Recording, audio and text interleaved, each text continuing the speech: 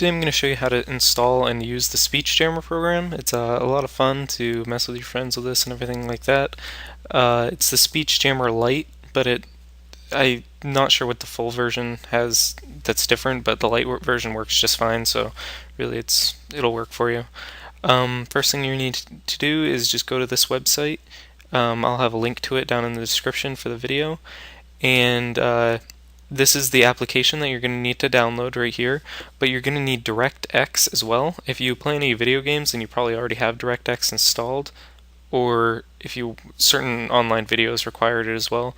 So you can download it right there, like if you click here, or I'll have a link to it as well in the description. It's a pretty big file, like I'll start downloading it here. When you hit download, it's gonna pop up with this window. Just hit no thanks and continue, and then it'll start downloading DirectX down at the bottom. So it's a 100 meg file, so depending on how your internet is, it might take a while or it might be pretty quick. For me, it's going to be 3 minutes, so not too bad. And once you get it downloaded, it's going to be a executable file, so just run it and install the program, and then you're good to go. It just takes a minute to install, so I'll let you figure that out. It's super easy. Also, it's going to need .NET, so if it comes up saying that you need .NET, then it should have an option to download it, or if you want to just check if it's up to date already, then just go to ninite.com, which I'll have a link for down in the description, and select .NET right here, and then hit Get Installer, and then just run the installer that downloads here. It'll just take a second to download. Okay, that's this one, and you can run this while this other one is downloading if you want to, just to check if your .NET is up to date. Just click on it there and it'll install. And then you'll also need to download the SpeechJammer Lite for Windows. Just click on it and it'll bring you to another page to download it. Just give it a second. My internet's being a little crappy today, I have to say. Okay, so now it is downloaded, and then I have the Ninite installer here. I think now finally it'll run. Okay, so I'll hit run. So that's going to check if my .NET is up to date. Just if you want, just try running SpeechJammer, and if your .NET is up to date, it'll just run, and if it isn't, then you'll have to do this. So, but if you do have to get your .NET, then you can get it through Ninite. So then there's the SpeechJammer Lite.zip. You're just going to have to extract that zip folder, so just say show in folder, extract it, extract files, and it's going to extract it as a folder. And then I have it extracted already here. And then once you have it extracted and you have your .NET up to date, like Ninite will just check, it'll tell me it's up to date. I know I've used it on here. So then you just double click on SpeechJammer Lite, and it's going to pop up with this window.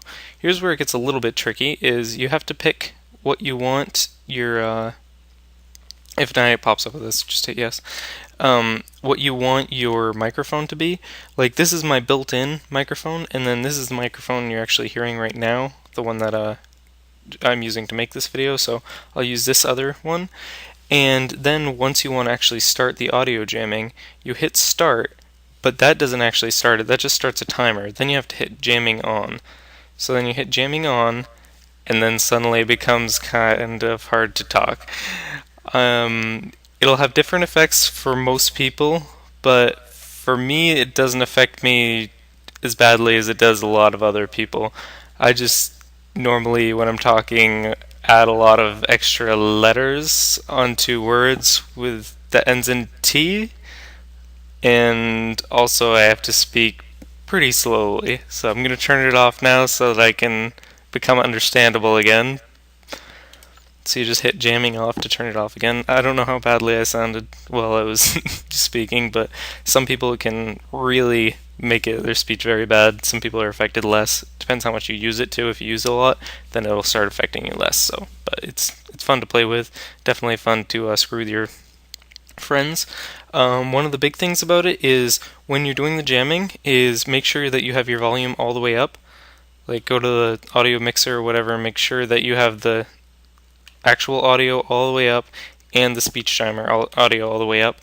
and have some sort of like noise canceling headphones, because if they can hear their own voice still while it's working, then it won't affect them as much. So if you can get some really good noise canceling headphones so that they can only hear what's coming through the headphones and can't hear themselves speaking, then it'll work really, really, really well. So make sure to have it as loud as possible.